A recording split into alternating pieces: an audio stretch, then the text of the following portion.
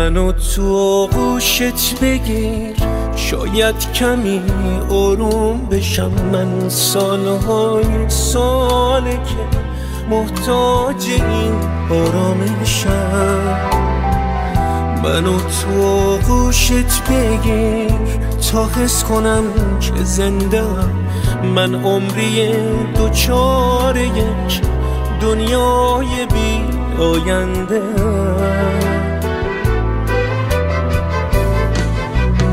امروز روز چندمه این فصل بی تولده، فصلی که یک لبخند تو تمام دل خوشم شده.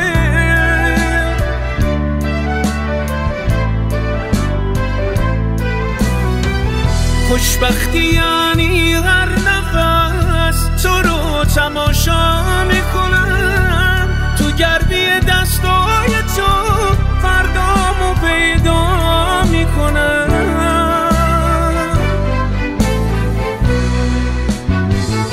منو تو آغوشت بگیر، شاید کمی آروم بشم. من سالهای ساله که محتاج این آرامشم.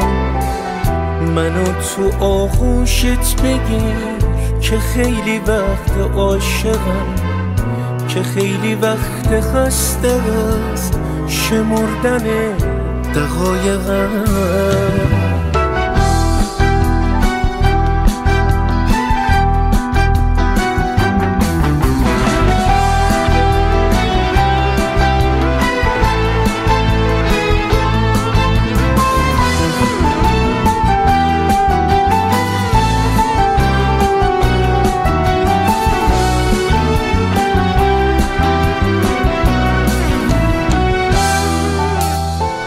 نمیدونم چرا هنوز اینقدر غریب و مبهمی. چیزی بگو تا لحظه ای باور کنم که پیشمی.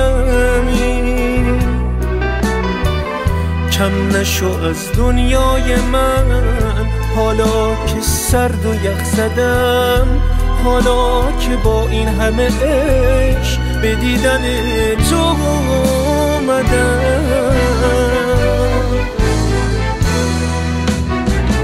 منو تو آغوشت بگیر، شاید کمی آروم بشم. من سالهای ساله که محتاج این آرامشم.